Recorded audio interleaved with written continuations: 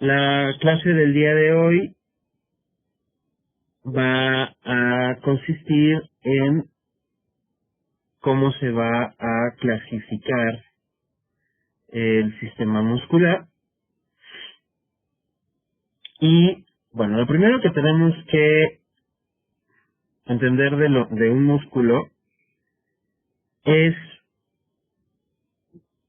qué hace un músculo. Y básicamente un músculo, o su mayor función, es contraerse y relajarse para obtener algún movimiento. Por lo tanto, el sistema muscular está vinculado fundamentalmente con el sistema óseo, ya que se inserta en el periósteo, en el estrato fibroso del periósteo, de las salientes no articulares. Se inserta mediante un tendón, mediante un ligamento, mediante una fascia, una aponeurosis, y gracias a la acción entre el músculo, el hueso y las articulaciones permiten el movimiento del cuerpo. Esto es por un lado. Entonces, también tiene funciones de desplazamiento, pero aquí no estamos, desplazamiento del sistema osteoarticular, pues es lo que acabamos de mencionar, pero también tiene funciones de desplazamiento de líquidos, por ejemplo, desplazamiento de alimentos, desplazamiento de líquidos como sangre, por ejemplo, o desplazamiento de líquidos que tengan que ver con el sistema gastrointestinal. Y esto me habla de que no hay un solo tipo de músculo, sino que hay varios tipos de músculos que vamos a ver y cómo clasificarlos. Y estos músculos mueven cosas.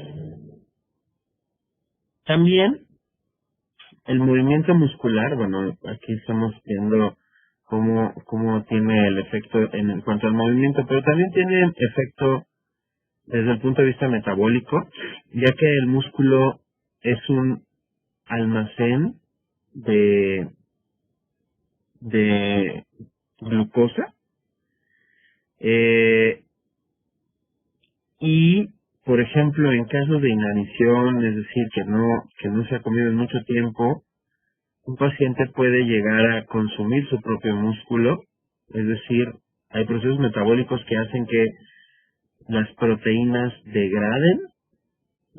degraden del músculo y se utilizan estas proteínas para producir energía. También, al moverse, el músculo me puede generar calor, entonces me ayuda para la regulación de la temperatura. Entonces, es una estructura muy importante. Además, forma parte gran parte de nuestro peso, así como en el video de la distribución de líquidos, es del resto además del agua corporal total, el músculo también nos da algo de peso. Si nosotros hablamos, por ejemplo, de un tipo de músculo, está formado por fibras musculares agrupadas en varios fascículos musculares que forman todo un vientre muscular. Aquí estoy hablando de un músculo, hablando de la clasificación del músculo, estoy hablando de un músculo que se llama esquelético o estriado. Esquelético, pues porque se une al periósteo el estrato fibroso del periósteo, y estriado porque así se ve microscópicamente. Existen otros dos tipos de músculos, que es el músculo cardíaco, que también tiene estriaciones, pero solo se encuentran específicamente en el corazón, y el músculo liso, que este músculo está distribuido en los órganos y en los vasos sanguíneos. Entonces, como les mencioné, existen estas tres variedades, que es el estriado esquelético, y que es el único que podemos mover de manera voluntaria. Es decir, la corteza cerebral tiene un área específica en el lóbulo frontal, que se llama corteza motora, que tiene una representación gráfica de todo el cuerpo, es decir, se llama homúnculo. Esta representación gráfica en la corteza cerebral le dice específicamente qué pedacito de la corteza cerebral se va a encargar del movimiento de qué pedazo del cuerpo. Entonces tiene esta representación y nosotros podemos activar este pedazo de corteza cerebral de manera voluntaria. Por eso el músculo esquelético o estriado se le conoce como voluntario. El resto de músculos, es decir, el músculo estriado cardíaco y el liso o visceral, son involuntarios, es decir, van a funcionar mediante cambios hormonales, y esto es por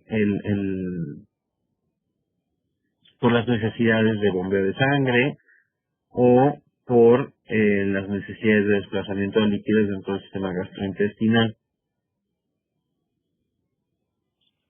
Entonces, aquí otra manera de presentarte los 3 tipos de músculo: el esquelético, el cardíaco y el liso, y en donde se encuentran las funciones que ya hemos hablado y cómo están estructurados de manera histológica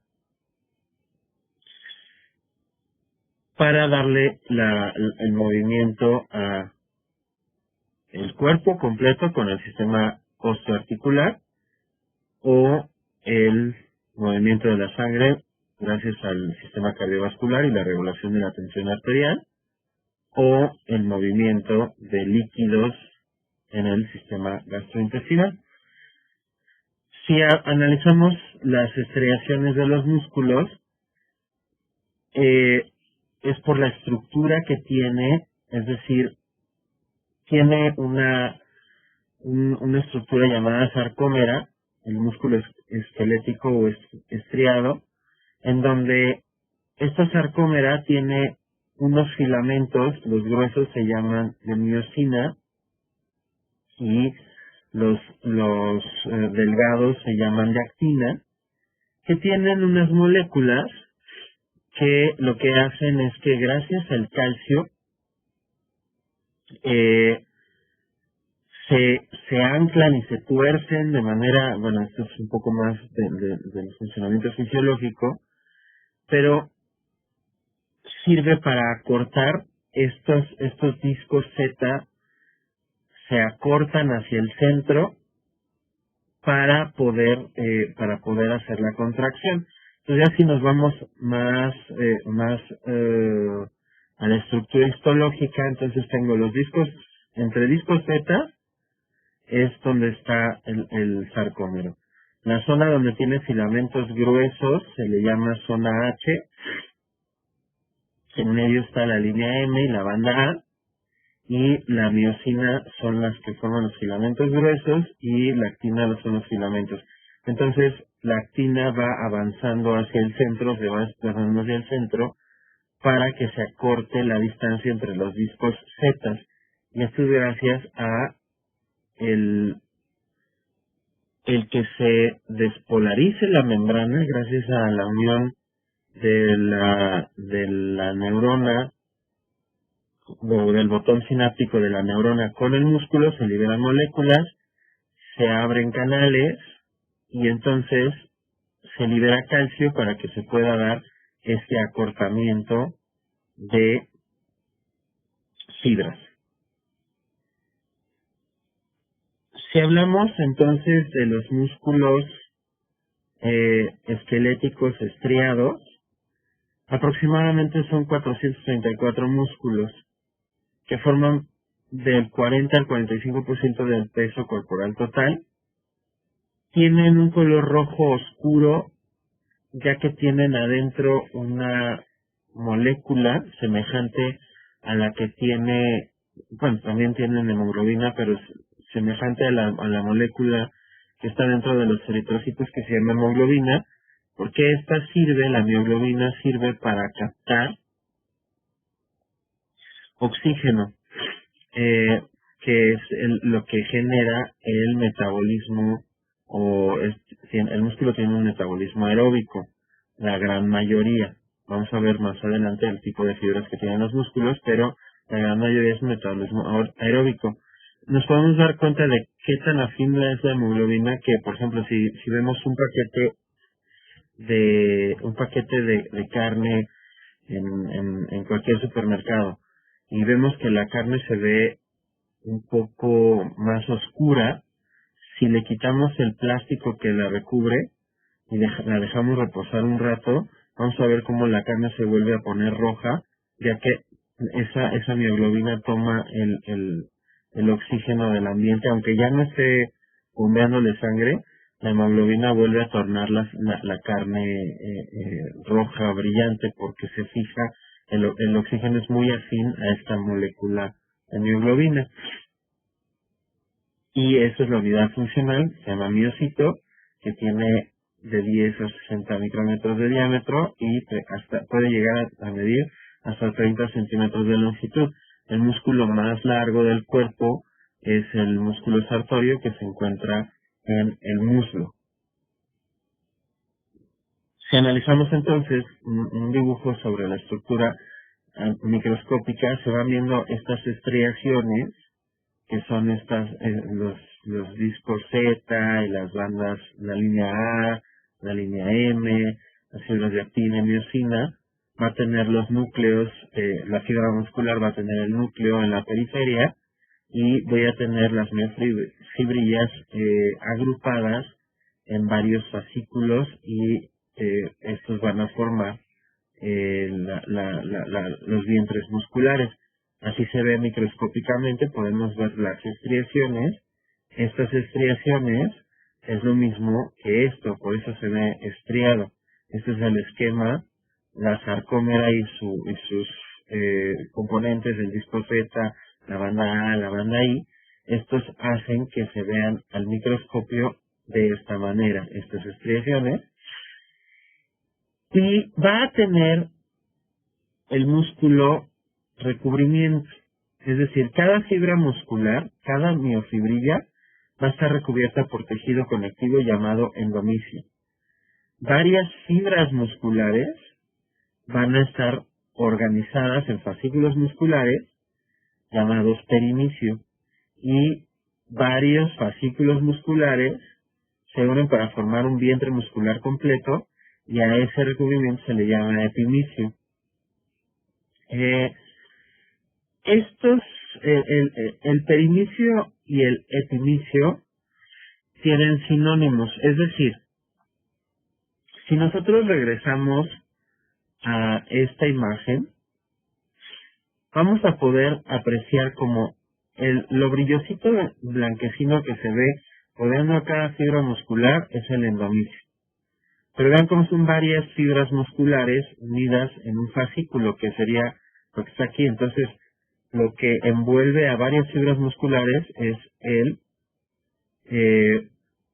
endomicio, luego viene el perimicio y hasta el final el epimicio, que ya une a todos. Vamos a imaginarnos que este es el bíceps braquial, entonces tiene dos cabezas. Aunque es el mismo músculo completo, que estarían las dos cabezas envueltas por el epimicio, cada una cada cabeza, la cabeza larga y la cabeza corta, está envuelta por el perimicio. Entonces, a lo que separa varios fascículos musculares, es decir, por ejemplo, estas líneas blancas que está separando este fascículo de este fascículo de este fascículo, un sinónimo de perimicio es una aponeurosis. Y la capa que envuelve a todos los fascículos musculares que forman un músculo, que puede ser uno o varios fascículos musculares, se le llama epimicio o fascia. Al acabarse la fibra muscular o los fascículos o la parte carnosa del músculo, Este tejido conectivo no va a terminar donde se acaba la fibra muscular, sino que se continúa así como si fuera un dulce, y es lo que va a formar los tendones o los ligamentos, que son los que se van a ir a insertar a el periósteo, al estrato fibroso del periósteo, en las salientes no articulares de los huesos. Entonces aquí está el resumen y podemos apreciar cómo, vean cómo tengo la fibra muscular que está envuelta por su endomisio. Varias fibras musculares están envueltas por el perimisio y toda los fascículos musculares están envueltos por el epimisio, o también llamado fascia, lo cual se inserta en el estrato fibroso del periósteo que recubre a una saliente no articular de un hueso. Cuando yo estudio un músculo, le debo de estudiar por lo menos 3 cosas, pero lo ideal es estudiarle 4 cosas. El origen o inserción, bueno, depende de qué región del cuerpo estamos hablando, pero es el origen, el destino, la función y la inervación. Son 4 elementos que debemos de estudiar. Cuando hablo de origen en un músculo, es donde está la inserción de la mayor cantidad de fibras musculares.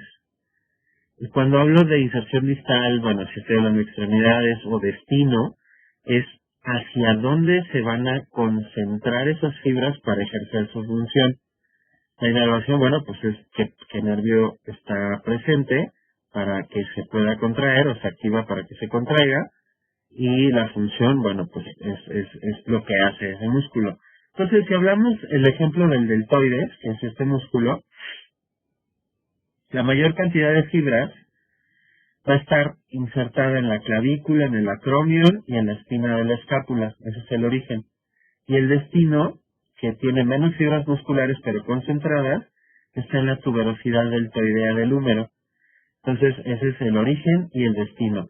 Por ejemplo, hablando como es una extremidad, al origen también le puedo llamar, o un sinónimo sería inserción proximal, y el destino sería inserción distal. Pero eso solo si hablo de músculos de una extremidad.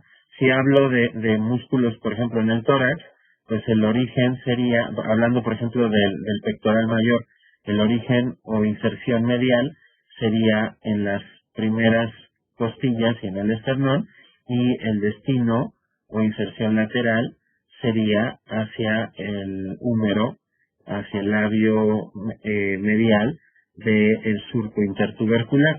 Entonces, así es como se define origen y destino.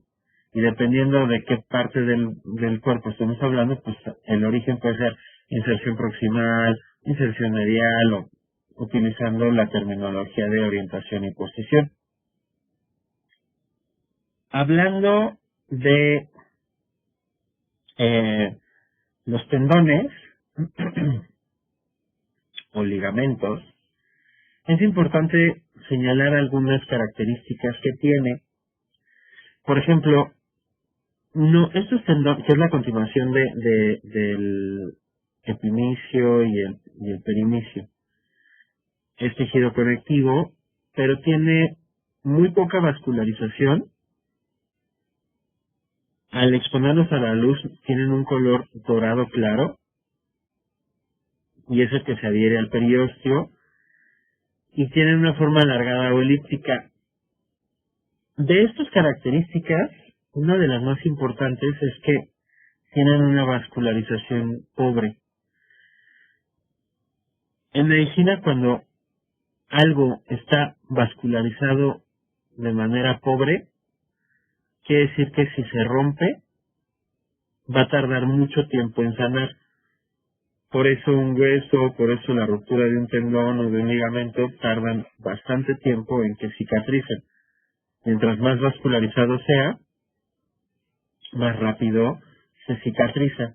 En el caso de los tendones o ligamentos, por ser pobremente vascularizados, porque no requieren tanta sangre en condiciones normales como lo haría un músculo, entonces por eso cuando se rompen tardan mucho tiempo en curarse. Vamos a ver entonces dos conceptos que normalmente se utilizan, o médicamente se utilizan de manera indistinta, pero anatómicamente sí tienen su diferencia. La saponeurosis se asemeja a los tendones, tiene una forma aplanada, pueden llegarse a adherir al periósteo, y es la que separa a grupos musculares entre sí. Por ejemplo, la pared abdominal tiene tres músculos muy importantes, que son la pared anterolateral del abdomen, el oblicuo externo, el oblicuo interno y el transverso del abdomen. Son tres músculos. Todo lo que está separando entre estas tres capas de músculos se le va a llamar aponeurosis. Por el contrario, las fascias es una envoltura igual de tejido conectivo, pero lo que hace es que envuelve a todo el músculo. Por ejemplo, estas tres capas de músculo están separadas, cada capa de músculo por sus aponeurosis, pero todo el abdomen está rodeado por una fascia.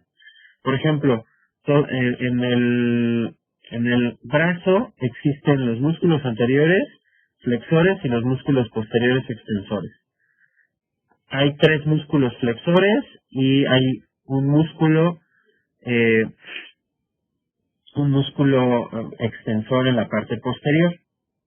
Entonces, lo que separa a los tres músculos flexores es una aponeurosis, y lo que separa las tres cabezas del músculo extensor es una aponeurosis, pero lo que envuelve tanto a los músculos flexores como extensores es una fascia.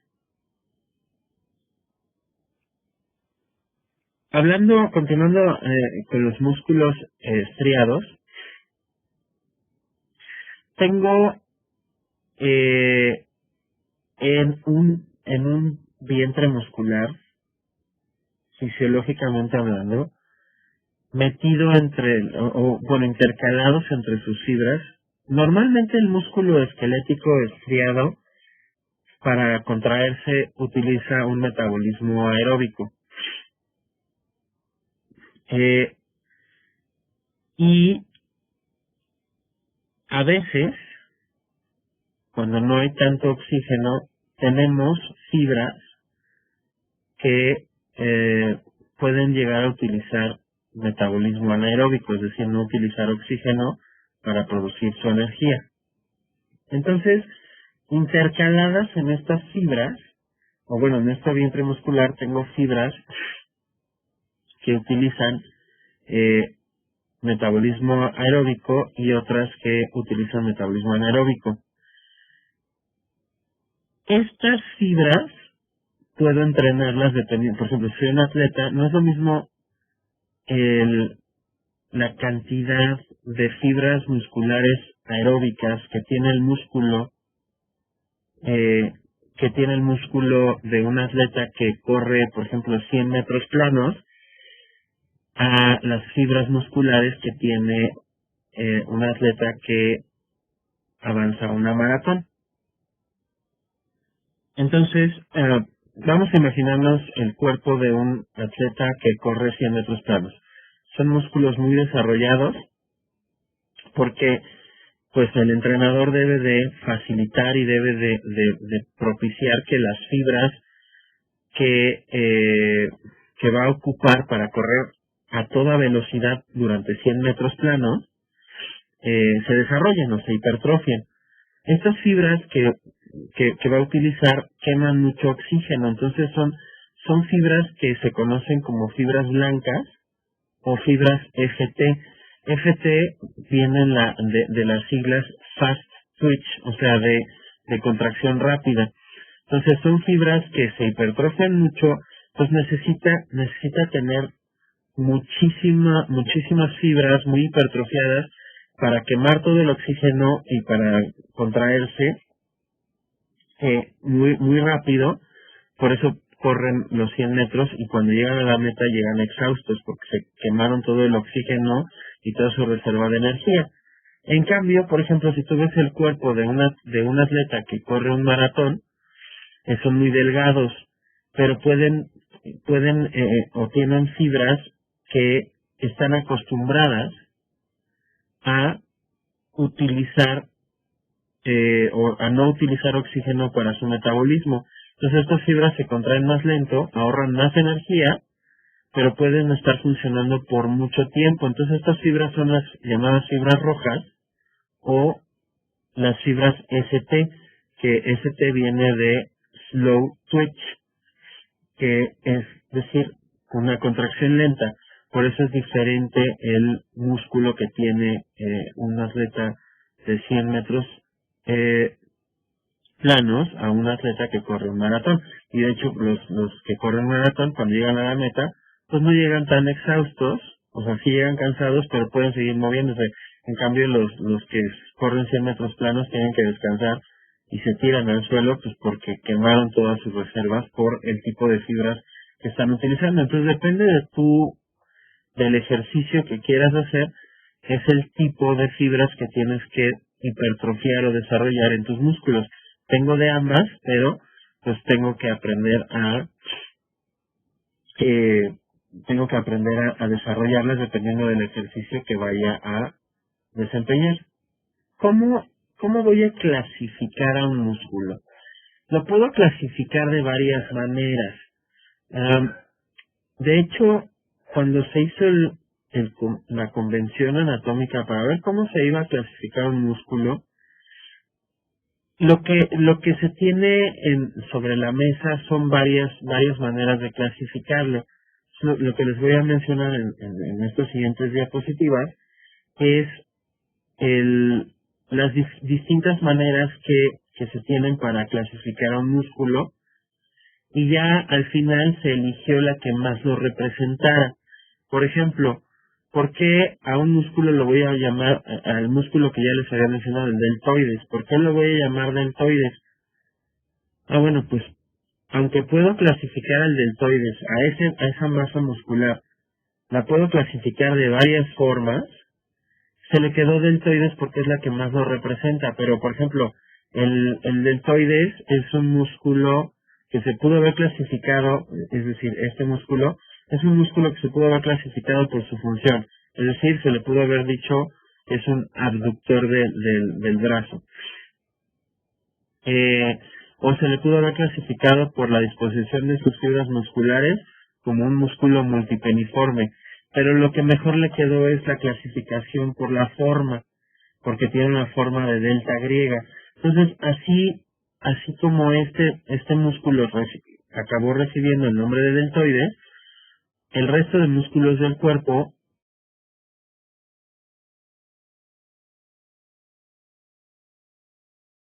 se llaman así porque es la característica que más los representa. Entonces, les voy a poner las diferentes clasificaciones para que encuentren la lógica o el sentido de por qué se le clasificó de tal manera a un músculo.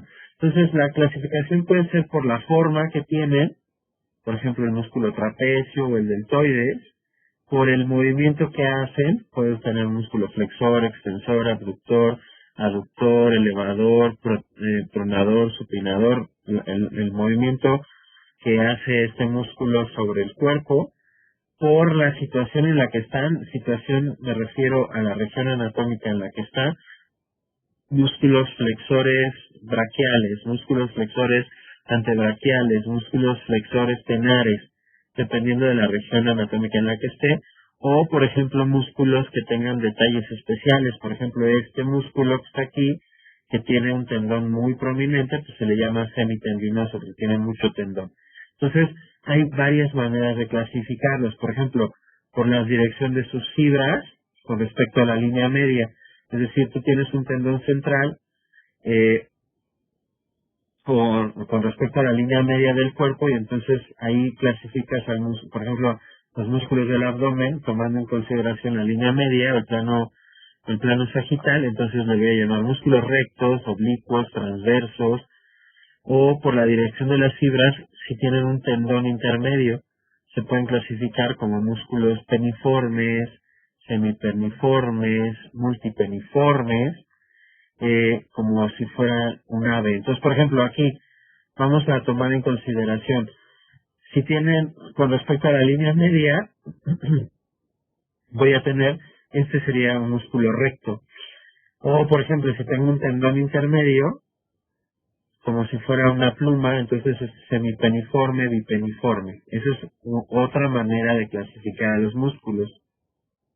Otra manera de clasificarlo es con respecto al número de cabezas. Por ejemplo, si tiene una cabeza, pues se le llama uníceps, dos cabezas bíceps, tres cabezas tríceps, cuádriceps. Pero aquí, por ejemplo, la diferencia, podríamos decirle que este tiene dos cabezas, pues es un bíceps, este también tiene dos cabezas, es un bíceps, este es un uníceps. Pero ¿cuál es la diferencia, por ejemplo, entre este y este? Normalmente cuando hablo de cabezas, es que tienen varios orígenes, pero un solo destino. El destino sería como el cuello, y esto serían las cabezas. En cambio, ¿por qué no le puedo llamar a esto un bíceps? Porque tiene un tendón intermedio, entonces esto ya no funciona como cuello. Entonces, cuando yo tengo un tendón intermedio, a esto, en vez de llamarle bíceps, le llamo que tiene vientres musculares, entonces este es un músculo digástrico. Este, por ejemplo, tiene un tendón intermedio aquí, otro acá, este sería un músculo poligástrico. En cambio, este que tiene dos orígenes y un destino, este se le llama bíceps. O sea, si tiene dos orígenes, un origen, dos orígenes, tres orígenes, cuatro orígenes, a lo carnosito se le llama ceps, es decir, cabeza, porque tiene un solo destino. Esto funciona como un cuello. En cambio, tiene ese origen y ese destino, pero también se une con otro músculo que tiene origen y destino a la parte carnosa del músculo, o sea, el vientre muscular se le llama gáster. Entonces, por eso este es bíceps y este es digástrico, porque tiene dos vientres, este tiene dos cabezas. La parte carnosa solo cambia la disposición. A este músculo se le clasificaría por su forma específica, es decir, es un músculo serrato porque tiene forma de sierra, de los dientes de una sierra. Aunque es un músculo poligástrico, porque tiene un tendón intermedio, otro tendón, la manera más fácil de clasificarlo fue por la dirección de sus fibras con respecto a la línea media. Entonces, este músculo se eligió clasificarlo como el recto del abdomen. Y como tiene un tendón intermedio, se le considera como si fuera una pluma de un ave. Entonces, se le clasifica como peniforme. Este es semipeniforme, este es bipeniforme, peniforme, perdón, si tuviera dos tendones, bipeniforme, o multipeniforme si se uniera. Por ejemplo, el deltoides tiene tres tendones, entonces es un multipeniforme. Esa es la manera de clasificar a los músculos estriados. Entonces, por ejemplo, aquí este es un bíceps, este es el serrato, este es el músculo recto del abdomen, este es un cuádriceps, este es el semitendinoso. Es decir, tiene varias características, pero ¿cuál quedó? Pues depende de cómo se haya elegido que de esas características, y gracias a esto es que se le quedó ese nombre. También, otra manera que puedo utilizar o clasificar al músculo es con respecto a las dimensiones. Es decir, puedo tener músculos largos, puedo tener músculos anchos, puedo tener músculos cortos, que esta clasificación se va a utilizar también. Por ejemplo, el músculo dorsal ancho toma la situación, es decir, la región en donde está, dorso, por eso es dorsal, y por la dimensión ancho. ¿no? Porque está muy alargado, muy dilatado ese músculo. Luego, por ejemplo, en la extremidad tengo un músculo flexor largo del pulgar y luego tengo uno flexor corto del pulgar. O sea, el flexor largo, pues, está siendo clasificado por su función, por su dimensión y por la región en la que está. Y el flexor corto del pulgar, pues, es también por su dimensión y por su función. Entonces, es otra manera de clasificar a los músculos. Otra manera de clasificarlos es, por ejemplo, si tiene una forma fusiforme, plana. Aquí, por ejemplo, la dimensión, la diferencia entre un músculo orbicular y un músculo esfínter es que los músculos orbiculares cierran cavidades, como por ejemplo el orbicular de los ojos o el de la boca, que son la cavidad orbitaria y la cavidad oral, y los esfínteres cierran tubos, por ejemplo el esfínter vesical interno, que está sobre la uretra, o el esfínter anal interno y externo, que está sobre el conducto anal. Esa es la diferencia entre un músculo orbicular y la diferencia entre un músculo esfínter. Entonces, se pueden clasificar por su forma, también pueden ser triangulares, cuadrados, forma trapezoidea, cilíndrica, forma cerrada.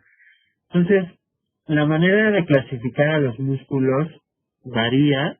Hay varias maneras de clasificarlos. Aquí la idea es que tengas toda la gama de formas de clasificarlo, y ya cómo se le llamó al final al músculo, pues salió de alguna de estas opciones. Se puso en consenso en cómo se iba a llamar el músculo anatómicamente, y entonces ya se pudo clasificar dependiendo de una o varias, se tomaron una o varias formas de clasificarlo para nombrarlo. ¿Y cuál fue el lineamiento? Lo que mejor quedara para ese músculo, y su clasificación. Entonces, se puede agarrar o solo una manera de clasificarlo, porque esa agota todas las posibilidades o queda perfecto para ese músculo, o se toman varias maneras de clasificarlo para así nombrar a este músculo. Entonces, finalmente, también se pueden clasificar por su movimiento, dependiendo de la acción que tengan sobre el sistema articular: elevadores, depresores, aductores, abductores, todos los movimientos que vimos en el video de terminología de movimiento. Ok, ¿cómo van a estar vascularizados los músculos? Estos van a estar distribuidos por todo el tejido conectivo, o sea, están metidos entre el perinicio y el epinicio, y normalmente hay a razón de una arteria por 2 venas. Y la inervación depende estamos hablando del músculo estriado o esquelético. La inervación es muy importante. El sistema, si yo hablo de movimientos, puedo dividir a los movimientos en 2 grandes rubros. Puedo dividirlos en movimientos finos y movimientos gruesos. Los movimientos finos son los que me ayudan a hacer normalmente movimientos de la parte distal de las extremidades, como escribir, como pintar, como bailar, por ejemplo, hacer movimientos muy delicados. Los movimientos gruesos son movimientos que me ayudan a balancear los brazos cuando estoy caminando, movimientos que me ayudan a mantener la postura cuando estoy sentado o sentada. Estos son movimientos gruesos. Entonces, dependiendo de qué tipo de movimiento va a ser la cantidad de fibras nerviosas que necesita el músculo. Si es un músculo que hace movimientos muy finos, entonces va a necesitar más cantidad de fibras nerviosas que los músculos que hacen movimientos gruesos. Entonces, existe esas terminaciones que se llaman neuromusculares, en donde, dependiendo del tipo de músculo, va a haber muchísimas fibras nerviosas o muy pocas. Aquí, por ejemplo, se puede ver que entre el epinicio y perinicio están los vasos sanguíneos, que son los que irrigan a las fibras musculares, y esta que está aquí es la placa neuromuscular o terminación nerviosa, donde llega el axón con sus diferentes ramificaciones y se une o está en contacto con la superficie de la membrana celular de la fibra muscular. Entonces, mientras más fino sea el movimiento, más terminaciones nerviosas hay. Estas terminaciones nerviosas lo que hacen es liberarle en la superficie al músculo acetilcolina, la cual hace que se active adentro el sarcolemma, y ese es el que libera el calcio para que las troponinas, que son estas moléculas que están en las bandas delgadas de actina, se muevan y empiece a haber la contracción muscular. Es importante tomar en consideración, como les había mencionado, que, por ejemplo, más o menos cada neurona va a inervar de 6 a 12 fibras musculares en regiones que hacen movimientos finos. En cambio, en regiones que hacen movimientos gruesos, una neurona puede inervar hasta 10.000 fibras. Es decir, fibras musculares. No se necesitan tantas neuronas cuando es un músculo de movimientos gruesos, pero por ejemplo en la mano es muy personalizada la inervación motora por la complejidad que tiene que realizar de movimiento de ese músculo. Entonces, esa es la diferencia. Y hablando de esta placa neuromuscular, es importante tomar en consideración que, por ejemplo, como se libera estas fibras nerviosas, liberan acetilcolina, yo voy a tener varias aplicaciones clínicas sobre esas enfermedades que pueden meterse con esta inervación. Por ejemplo, cuando yo puedo tener, por ejemplo, parálisis flácida. Quiere decir, por ejemplo, parálisis espástica, ¿no?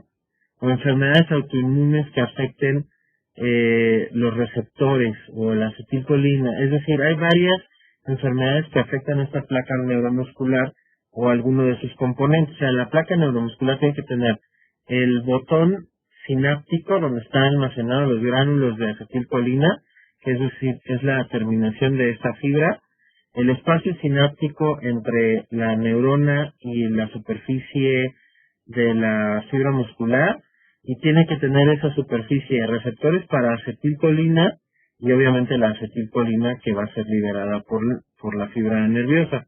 Entonces, por ejemplo, en el botulismo, es decir, lo típico que te dicen que cuando veas una lata veas que no está bombada, porque puede tener gas adentro. Entonces, este gas es producido por el metabolismo de unas bacterias anaeróbicas, y los productos que es el Clostridium botulinum, que producen una molécula que lo que hace es que es muy parecida a la acetilcolina, pero no funciona.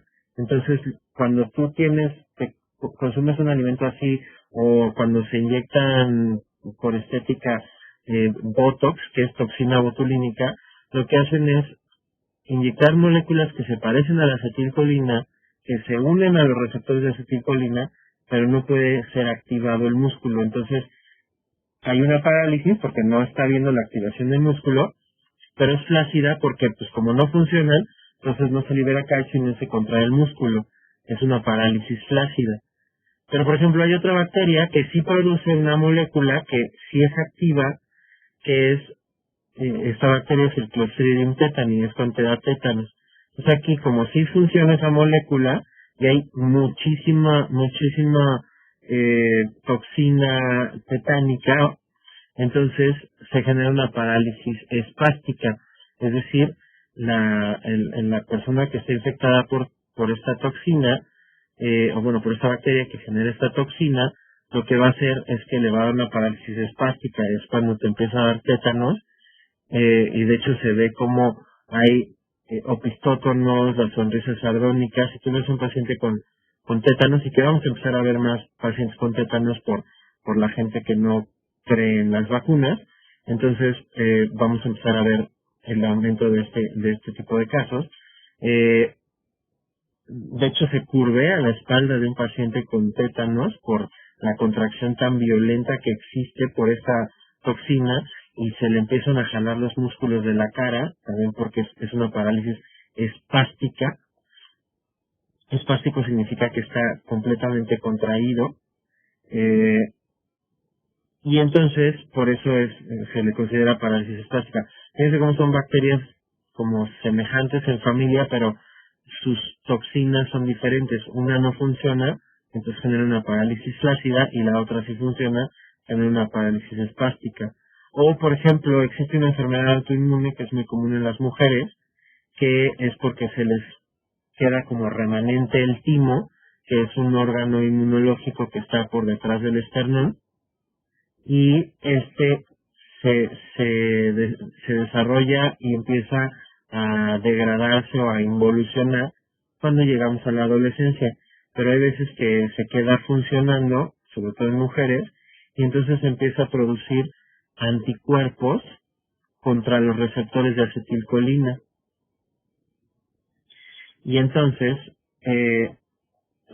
forman una enfermedad que se llama miastenia gravis, en donde el paciente en las mañanas está muy bien en cuanto a la contracción muscular y todo, pero conforme va pasando el día y se van destruyendo los receptores de acetilcolina por estos anticuerpos, la paciente se va sintiendo más cansada, se le van cayendo los párpados porque ya no los puede mantener abiertos, porque ya no puede contraer bien sus músculos, y puede ser tan grave que hasta llegue a una parálisis respiratoria conforme va avanzando la enfermedad.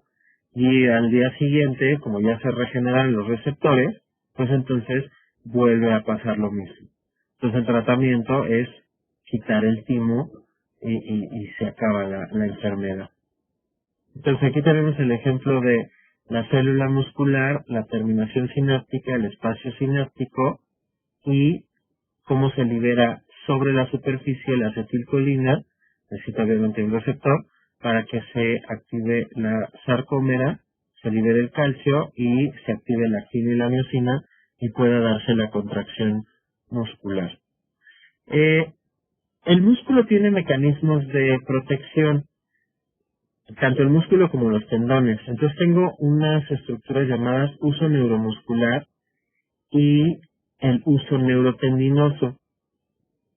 Estas lo que hacen es que sensan o recogen la información de qué tan estirado está el músculo. Entonces, si se estira mucho el músculo, corre el riesgo de romperse.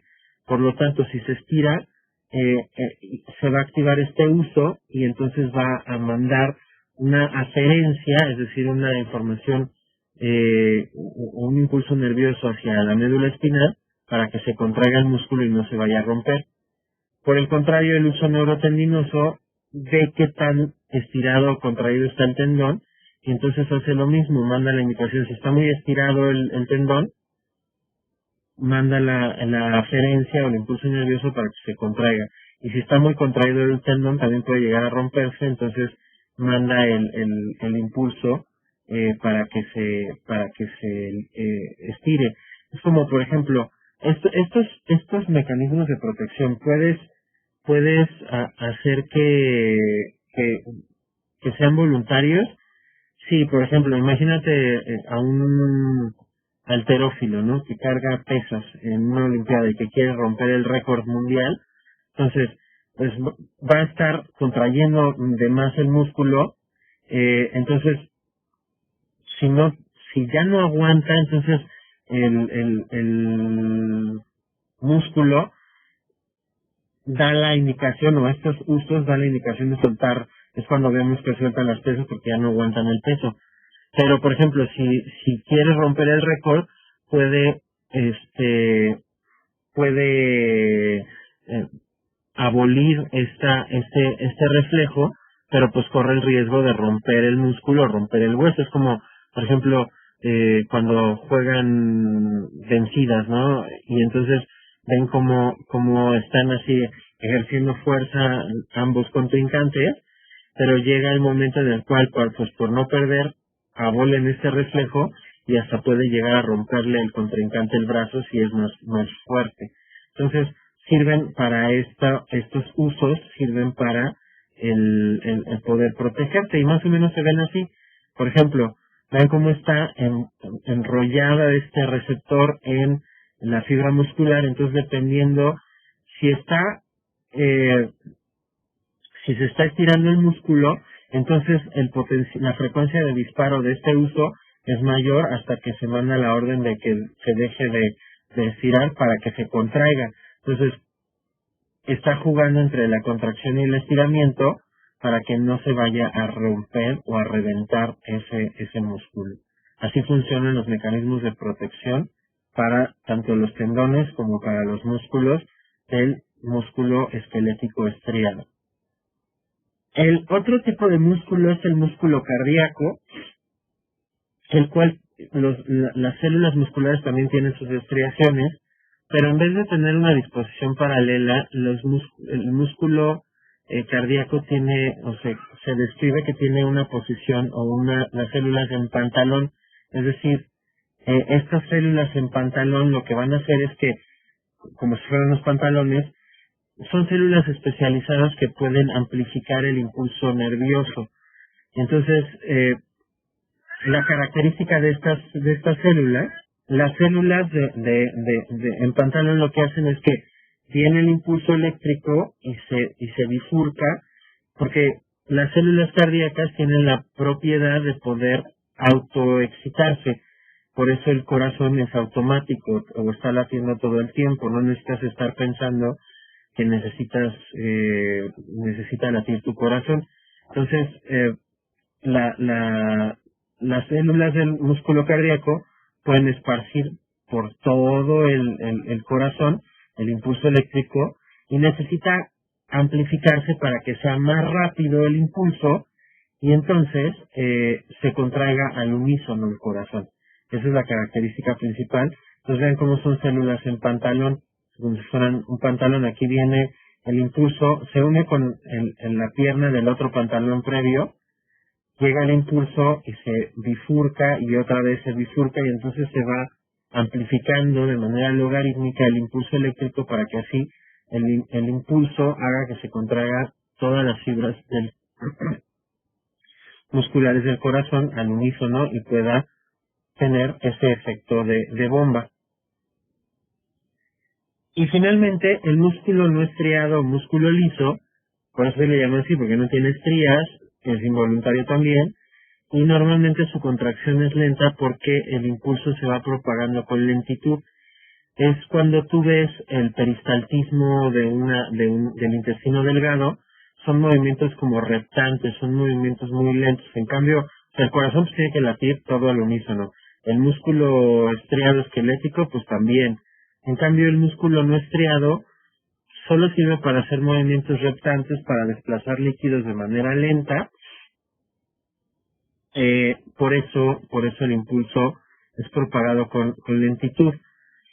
Y tiene una inervación bimodal, es decir, la inervación visceral, que es la que se va a encargar el sistema nervioso autónomo, que se encarga de inervar el músculo liso que está en las vísceras para formar movimientos peristálticos muy lentos, reptantes, para ir desplazando poco a poco el contenido de inicio a fin del tracto gastrointestinal.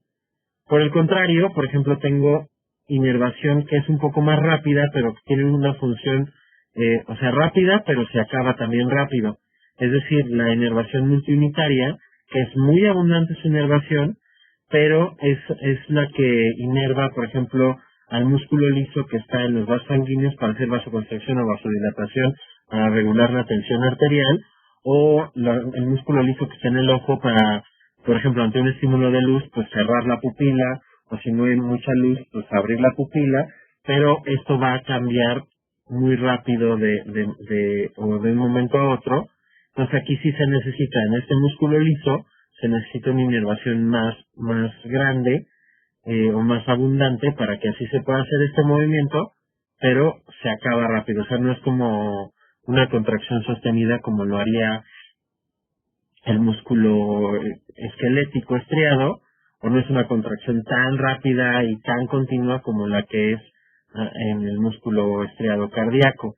O cuando se te pone chinita la piel, como se dice normalmente, es decir, hay una piloerección, se pone rápido, se erecta el folículo piloso, pero no es una erección constante, sino que se acaba esa erección y ya cuando se acaba el estímulo de miedo o el estímulo de placentero, se acaba rápido, ¿no? O la miosis y la midriasis, que es cuando la pupila se hace pequeña es miosis, cuando la pupila se hace grande es midriasis. Entonces es un movimiento de la pupila muy rápido, que hace que se requiera una inervación rápida, pero se acaba también rápido. Entonces aquí podemos ver cómo están las fibras musculares distribuidas en las diferentes vísceras, en las capas musculares de las vísceras. Aquí está la capa muscular por ejemplo, de superficie del estómago, o aquí están las capas musculares, tanto circular como longitudinal en el esófago, para hacer estos movimientos reptantes. Si vemos la forma de las fibras musculares, tiene, en vez de tener de manera lineal las fibras de actina y la miosina, las tiene así como si fuera, como si estuvieran envolviendo una red como de jamón serrano, y entonces cuando se contraen hace que en vez de ser una contracción así completamente lineal, como si fueran las fibras del músculo estriado, se contrae así como si se torciera, y entonces pues se hace este movimiento peristáltico de las fibras musculares. Y eso es todo en cuanto a sistema